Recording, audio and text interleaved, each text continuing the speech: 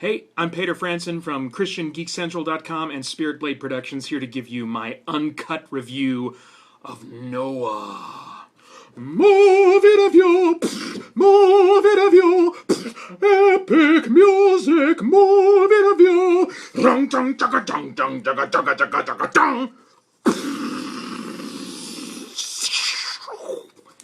All right.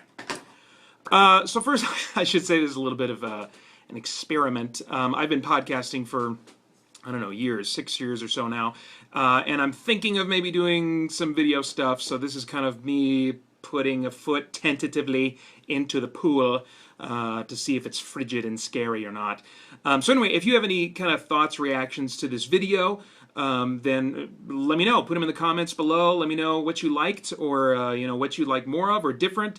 Except for editing. I can't help you with editing because I suck at video editing and I don't have the patience to learn. I got a bunch of other stuff on my plate. So if you want to do my video editing for me, you're sure welcome to volunteer. Until then, you get the awesome small interview. All right. Why is this turning on? And crazy stuff like that, because my laptop just turned on in the background. Okay, so Noah we're talking about, right? Okay. According to Darren Aronofsky's Noah, in the early days of man's history, humans wasted no time in corrupting themselves and the earth around them. Crime and all kinds of depravity are like running rampant, seemingly unchecked, and the world itself has become a barren wasteland, not unlike what's typical in post-apocalyptic fiction. Fallen angels called Watchers live among humans and bear some of the responsibility for their corruption, since it was they who gave tools and technology to humanity that they were clearly not ready to use wisely.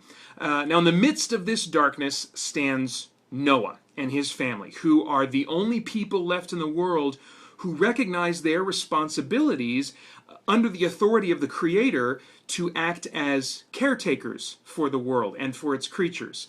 Noah begins receiving disturbing visions from the Creator that warn of a coming flood that's going to destroy the world.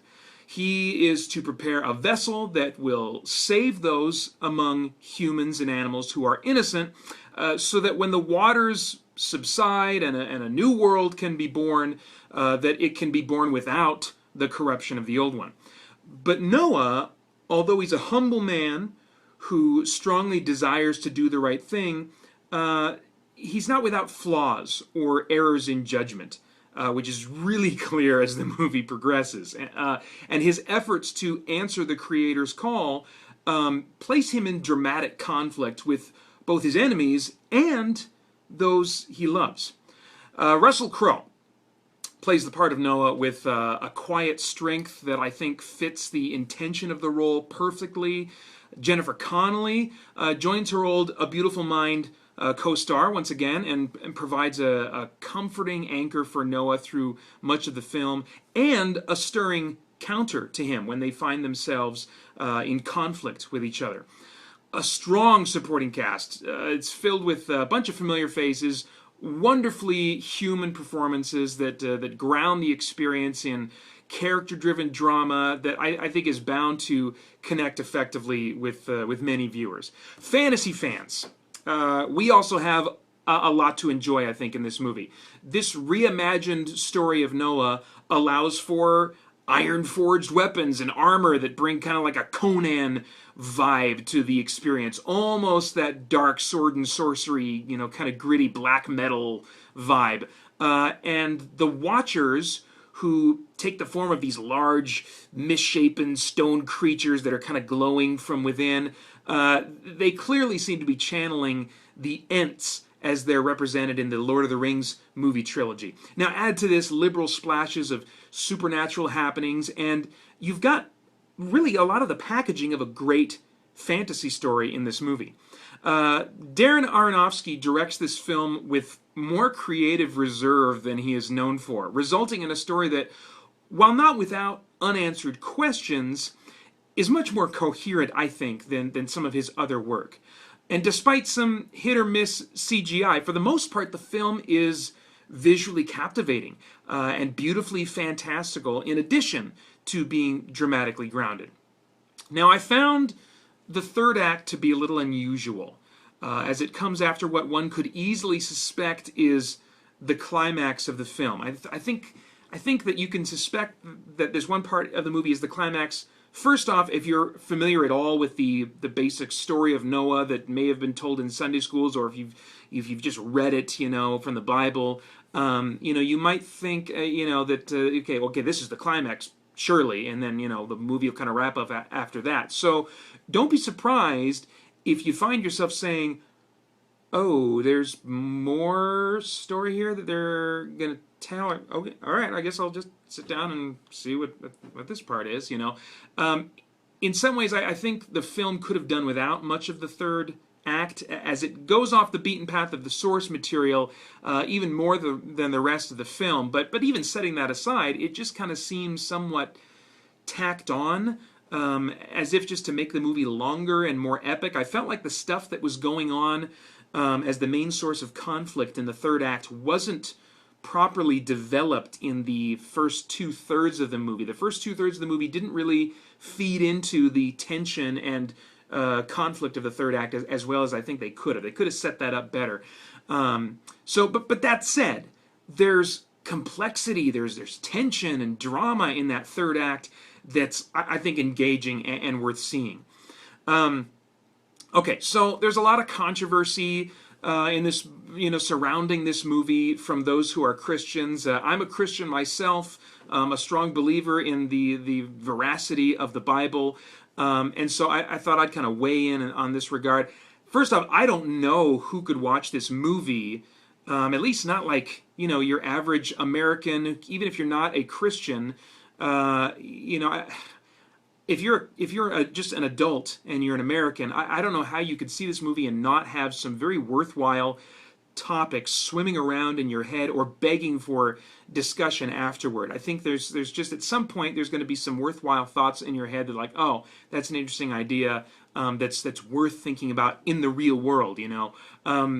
Now, but there have been, I'm sure by now I've not really been keeping track, but I've heard little murmurings of controversy and stuff like that. There, even before this movie came out, people were kind of getting up in arms, and some had already. I know one person had commented that when they had read the script, there's someone that is a Christian that is close enough to the film industry that they were able to read a copy of the script, and again, that was a script. Who knows if that reflects their view of seeing the movie, because a lot can change.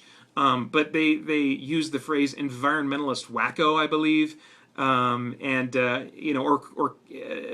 also that clearly that they thought there was some kind of an environmentalist agenda.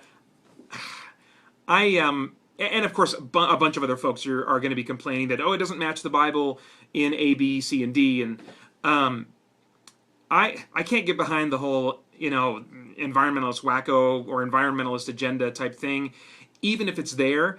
First, I want to say that I think we can acknowledge the sovereignty of God here, and I don't know if Darren Aronofsky's a Christian. I don't have any reason to think that he is, but that isn't to say that God couldn't still use someone who's not a believer to highlight truth. The Apostle Paul quoted secular poets and thinkers of his day that did not believe in the gospel, did not believe in Jesus, did not even necessarily believe in the God of the Old Testament, but he found it useful to quote them at times because they were still now and then hitting on some truth. And I think likewise, we don't need to look at this movie and say, oh, we gotta throw this away, it's bad, it's evil, or whatever, and there's nothing good in this movie.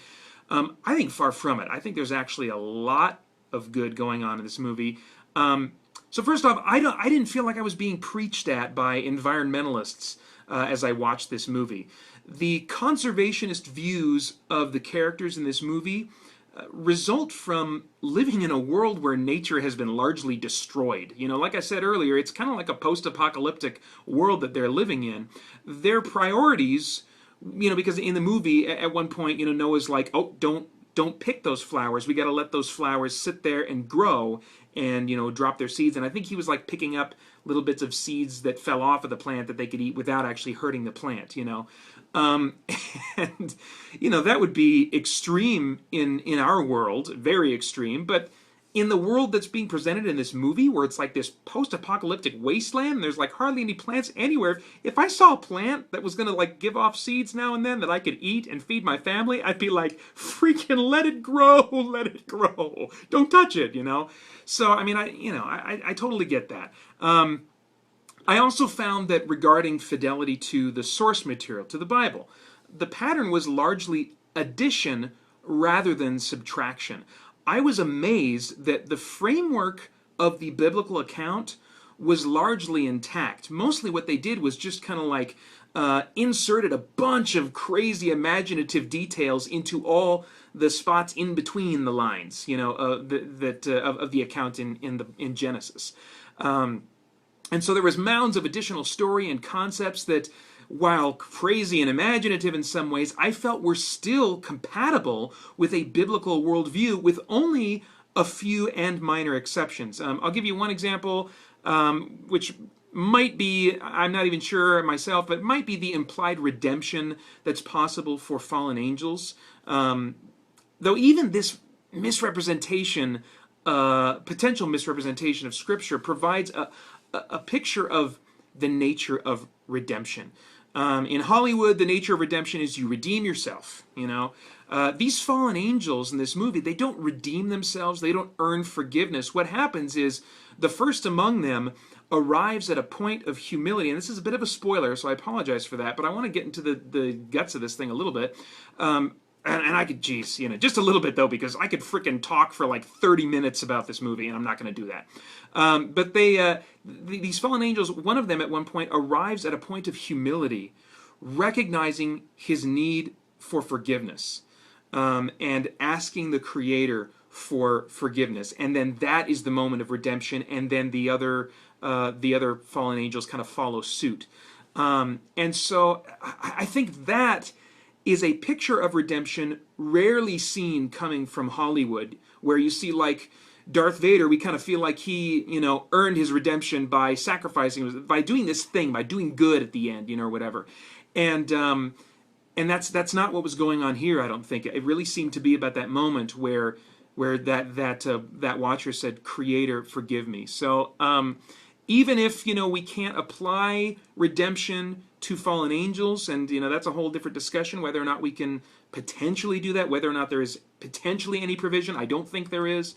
But even setting that aside, I thought this is a picture of redemption, where it's based on humility and just recognition of our need for forgiveness that we just usually don't see in Hollywood. And so, I'm certainly in that regard welcoming of it. Now, I think what may seem strange about the movie, what may make Christians uncomfortable, even if they're not realizing it, is the very thing that makes it so much like an Old Testament story, or the Tanakh if you're Jewish.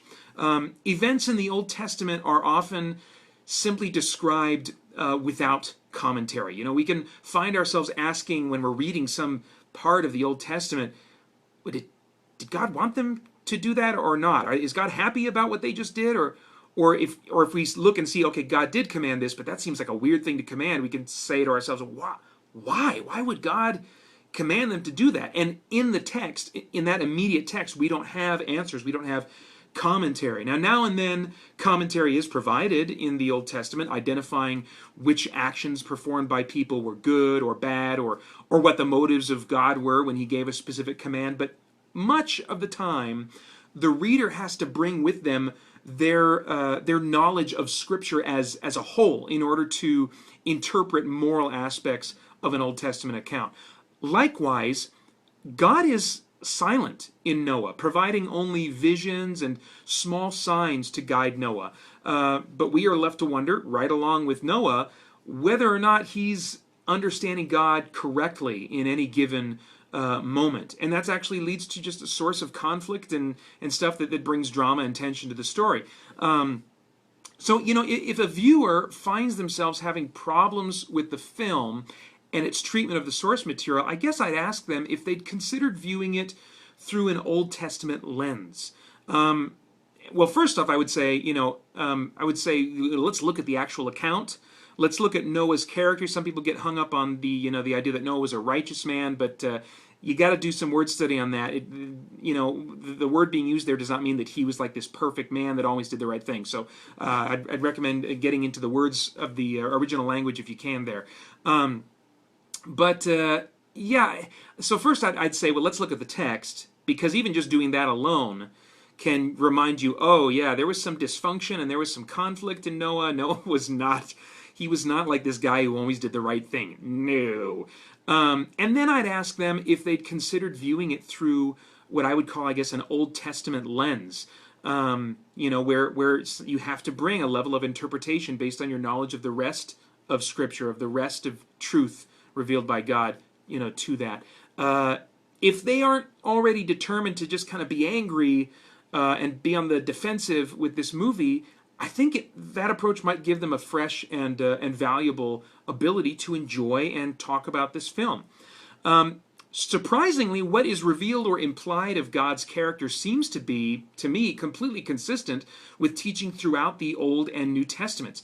This film says that humans, surprise, are corrupt, which Hollywood is saying a little bit more and more these days. It used to be, that all you would hear is follow your heart because we're all basically good, But more and more, I think sci-fi is leading the way a little bit, and now we see an example in fantasy doing it, of acknowledging that humanity has corruption, has evil inherent in them that really needs to be dealt with, and that's what was going on. That's what I think was being said in this movie. That humans are corrupt, their evil must be punished, and it must be removed.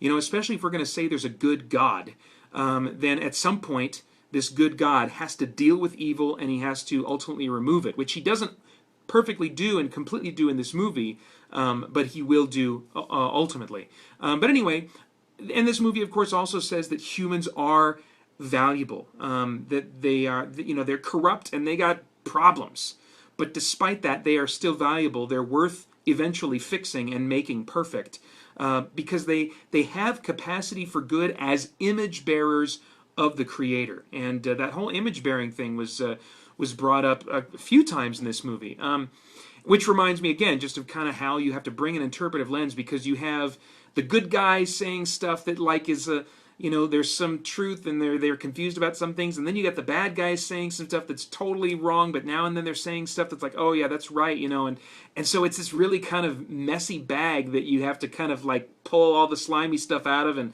try to sort through it and figure out what's going on, what's really true and what's being affirmed. And so I guess to wrap it up, I'd say that Noah is a solid, though imperfect movie that is easy to involve yourself in. The fantasy treatment, I think, is a viable reimagining of the source material, and which, by the way, the source material offers few details to begin with and leaves much room for the imagination.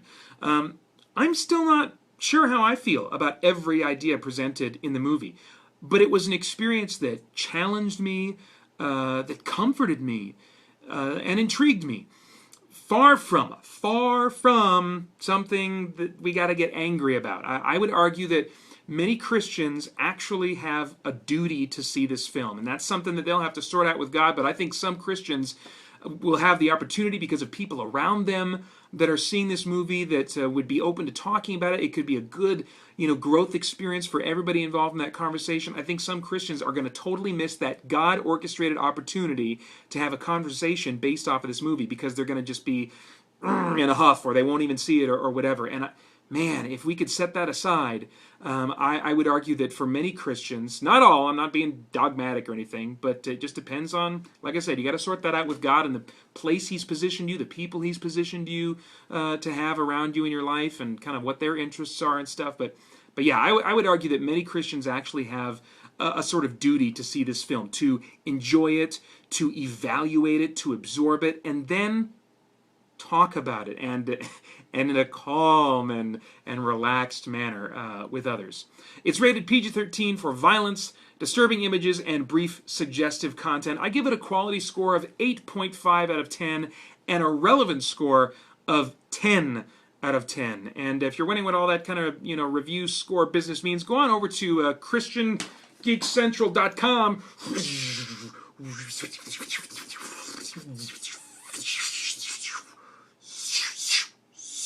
ChristianGeekCentral.com. And you'll find kind of like I don't even remember now. See, this is why editing would be good, because then I could look it up and I'd say, oh yeah, it's right here. Just click on this and go ding dang dong. But that's not going to happen. Just go to ChristianGeekCentral.com and you'll see there on one of the links somewhere that will lead you to an explanation of kind of our review system there. Give me your thoughts and comments below. Please like and share. If you like this and want to share. That'll help me figure out if I should make more of these or if I should go sit in a dark hole and cry. In the meantime, like I said, come by ChristianGeekCentral.com. It's a great, welcoming community there. We'd love for you to be a part of. So yeah, come check us out, ChristianGeekCentral.com, and join in on the fun there as we continue to geek out and seek the truth.